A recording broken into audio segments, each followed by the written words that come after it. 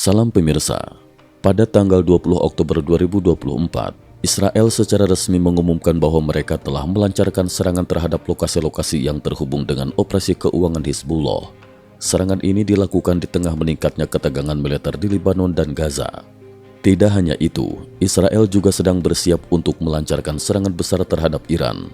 Tetapi bocornya dokumen rahasia terkait rencana tersebut telah memicu penyelidikan oleh Amerika Serikat. Menurut juru bicara pasukan pertahanan Israel IDF, Hagari, pada malam tanggal 20 Oktober 2024, Israel melancarkan serangan ke target-target ekonomi yang mendanai Hizbullah. Kami menyerang target ekonomi besar yang mendanai Hizbullah dan menghancurkan lokasi yang direncanakan akan digunakan sebagai landasan serangan ke Israel, tegas Hagari. Ia juga memperingatkan warga Lebanon agar segera meninggalkan lokasi yang terkait dengan Hizbullah. Lembaga keuangan yang terhubung dengan Hizbullah dikabarkan memiliki lebih dari 30 cabang di seluruh Lebanon, termasuk 15 cabang di wilayah Beirut. Tak lama setelah pengumuman tersebut, kantor berita nasional Lebanon melaporkan adanya serangan di dekat Bandara Rafiq Hariri, Beirut. Serangan udara tersebut hampir mengenai pesawat yang sedang mendarat di bandara tersebut. Laporan dari Financial Times Israel mengungkapkan bahwa IDF telah menyerang 24 lokasi keuangan yang terkait dengan Hizbullah. Sebelumnya, serangan udara Israel juga menghantam 175 target di Gaza dan Lebanon, termasuk gudang senjata milik Hamas dan Hizbullah. Serangan di Bait Lahia, Gaza yang terjadi pada hari Sabtu dilaporkan menyebabkan 87 orang tewas atau hilang, menjadikannya salah satu serangan paling mematikan dalam beberapa bulan terakhir. Selain konflik dengan Hizbullah, Israel sedang bersiap untuk melakukan serangan balasan terhadap Iran. Serangan ini sebagai respon atas peluncuran rudal yang dilakukan oleh Iran pada awal bulan. Namun AS terus mendesak Israel agar tidak menyerang fasilitas energi atau nuklir Iran. Pada tanggal 20 Oktober 2024, Channel 11 Israel melaporkan bahwa Israel sedang merencanakan serangan besar terhadap Iran. Militer Iran, melalui kantor berita Tasnim, menegaskan bahwa jika fasilitas nuklir mereka diserang, Iran akan mempertimbangkan untuk mengubah kebijakan nuklirnya dan akan menyerang balik fasilitas nuklir Israel. Seorang pejabat Iran memperingatkan bahwa, "Jika kami sudah berada di pelatuk, jika Israel menyerang, respon kami akan lebih besar dari yang diantisipasi."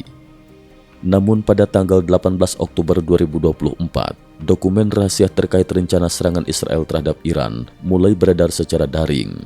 Dokumen tersebut disusun pada tanggal 15 dan 16 Oktober dan pertama kali dipublikasikan oleh akun Telegram bernama Middle East Observer. Dokumen ini diklasifikasikan sebagai rahasia tertinggi dan hanya dapat diakses oleh Amerika Serikat dan aliansi intelijen Five Eyes yang mencakup Australia, Kanada, Selandia Baru, dan Inggris. Isi dokumen mencakup rincian persiapan Israel untuk operasi militer terhadap Iran, termasuk latihan amunisi dan manuver Angkatan Udara Israel. Dokumen dari Badan Intelijen Geospasial Nasional mencatat pengiriman amunisi Israel, sementara dokumen lain dari Badan Keamanan Nasional AS merinci latihan rudal udara darat yang ditujukan untuk Iran.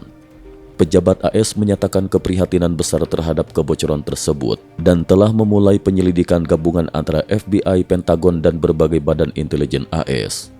Kebocoran ini terjadi pada saat hubungan antara AS dan Israel sedang berada dalam situasi sensitif, dan insiden ini dikhawatirkan akan berdampak buruk terhadap kerjasama bilateral kedua negara.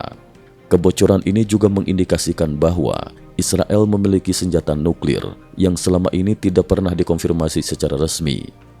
Tidak dapat dipastikan apakah kebocoran ini disebabkan oleh peretasan atau sabotase internal, namun insiden ini menambah ketegangan di antara kedua negara sekutu tersebut. Mantan Wakil Asisten Menteri Pertahanan AS untuk urusan Timur Tengah, Muroi, menyatakan bahwa insiden ini dapat merusak kepercayaan yang merupakan fondasi dari kerjasama kedua negara. Selain ketegangan di Timur Tengah, Tiongkok baru-baru ini mengumumkan telah memproduksi massal pesawat tempur J-20 untuk menghadapi Angkatan Udara AS. Namun banyak ahli militer berpendapat bahwa J-20 meskipun diproduksi massal, tidak akan mampu menyaingi kemampuan F-35 AS.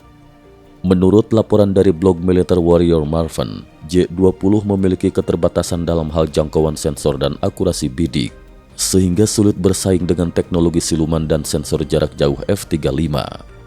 Beijing memperluas armada J-20 dengan lebih dari 70 unit pesawat diresmikan tahun lalu. Pesawat-pesawat ini direncanakan untuk digunakan di Laut Tiongkok Selatan, Selat Taiwan, dan Pasifik Barat. Namun pengembangan ini bisa mendorong negara-negara seperti AS, Jepang, dan Korea Selatan untuk mempercepat program pesawat tempur generasi kelima dan keenam yang diperkirakan akan meningkatkan pengeluaran militer di kawasan Asia Pasifik. Di sisi lain, Presiden Tiongkok Xi Jinping melancarkan pembersihan besar-besaran di jajaran militer, termasuk tentara roket Tiongkok yang dikenal sebagai kekuatan nuklirnya. Sejumlah pejabat tinggi tentara roket dilaporkan meninggal secara misterius dalam beberapa bulan terakhir, termasuk Letnan Jenderal Chang Yuting dan Letnan Jenderal Wu Guohuo. Kematian beruntun ini memicu spekulasi terkait adanya krisis internal di tubuh militer Tiongkok. 6 pejabat tinggi yang meninggal tersebut sebelumnya menjabat posisi penting dalam pengembangan artileri dan teknologi militer Tiongkok yang menjadi perhatian global terkait stabilitas keamanan di wilayah Asia. Israel kini berada di tengah konflik intens dengan Hizbullah di Lebanon dan Hamas di Gaza, serta bersiap untuk serangan lebih lanjut terhadap Iran, meskipun kebocoran dokumen rahasia telah menimbulkan ketegangan tambahan dengan AS. Di saat yang sama, ketegangan juga meningkat di Asia Pasifik dengan Tiongkok yang memperluas pengaruh militernya, tetapi masih menghadapi berbagai tantangan dalam pengembangan teknologi tempurnya. Dunia kini tengah mengamati bagaimana peristiwa ini akan berkembang dan dampaknya terhadap stabilitas geopolitik global. Cukup sekian dulu, terima kasih atas perhatiannya.